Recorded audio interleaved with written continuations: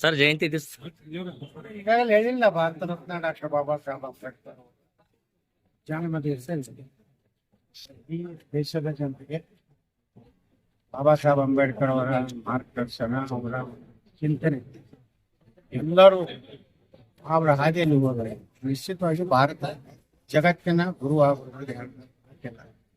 ಬಾಬಾ ಸಾಹೇಬರು ಯಾವಾಗಲೂ ನೇರವಾದಿಗಳಿಂದ ಸತ್ಯವನ್ನು ಹೇಳುವಂತ ಒಬ್ಬ ಸ್ವಾತಂತ್ರ್ಯ ಯಾರಾದ್ರೂ ಅದು ಬಾಬಾ ಸಾಹೇಬ್ ಅಂಬೇಡ್ಕರ್ ಕಟ್ಟಿ ಮುರಿದಂತೆ ಹೇಳ್ತಾ ಇದ್ದಾರೆ. ಹೀಗಾಗಿ ಬಾಬಾ ಸಾಹೇಬ್ರನ್ನ ಕೆಲವು ಸರ್ಕಾರಗಳು ಅವ್ರಿಗೆ ಭಾರತ ರತ್ನ ಕೊಟ್ಟಿರಲಿಲ್ಲ, ದೆಹಲಿಯಲ್ಲಿ ಇವರ ಅಂತ್ಯಕ್ರಿಯೆಗೆ ಕೊಳ್ಳಿಲ್ಲ.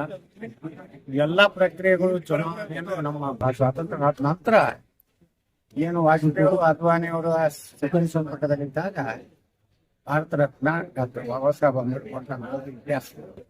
ಇವತ್ತು ನರೇಂದ್ರ ಮೋದಿ ಅವರು ಸಹ ಬಾಬಾ ಸಾಹೇಬ್ ಅಂಬೇಡ್ಕರ್ ಅವರ ಪಂಚತೀರ್ಥ ಅಂತ ಹೇಳಿ ಜನ್ಮ ಎಲ್ಲಾಯ್ತು. ಇನ್ನು ಲಂಡನ್ದಲ್ಲಿ ಕಲ್ತಂತ ಒಂದೊಂದು ಕೋಣೆ ಲಂಡನ್ದಲ್ಲಿ ಹೆಚ್ಚಿನ ವಿದ್ಯಾಭ್ಯಾಸ ದೆಹಲಿಯಲ್ಲಿ ಅವ್ರ ಕೊನೆಯ ಉಸಿರೆಯನ್ನು ಹೇಳಿದ್ರು. ಅದನ್ನೇ ಮತ್ತು ಮುಂಬೈ ಚೌಪಾಟಿ ಅವ್ರಿಗೇನು ಅಂತ್ಯಕ್ರಿಯೆ ಆಯ್ತು, ಎಲ್ಲ ಕೂಡಿಸಿ ನರೇಂದ್ರ ಮೋದಿ ಅವರು ಸಾವಿರಾರು ಕೋಟಿ ಖರ್ಚು ಮಾಡಿ ಪಂಚತೀರ್ಥ ಬಾಬಾ ಸಾಹೇಬ್ ಮಾಡಿದ್ದಾರೆ. ಈ ರೀತಿ ಬಾಬಾ ಸಾಹೇಬ್ನ ನೆನೆಸುವಂತ ಕಾಲ ಎಲ್ಲರಿಗಿದೆ ಮತ್ತು ಅವರ ವಿಚಾರಗಳು ಬಹಳ ಜನರಿಗೆ ಗೊತ್ತಿಲ್ಲ.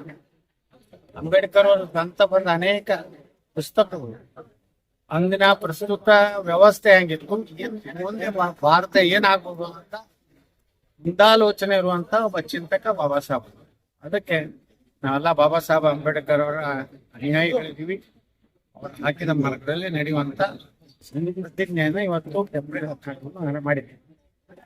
और ज्यादा खबरों से जुड़ने के लिए हमारे इस चैनल को लाइक करें, सब्सक्राइब करें और बेल आइकॉन दबाना ना भूलें।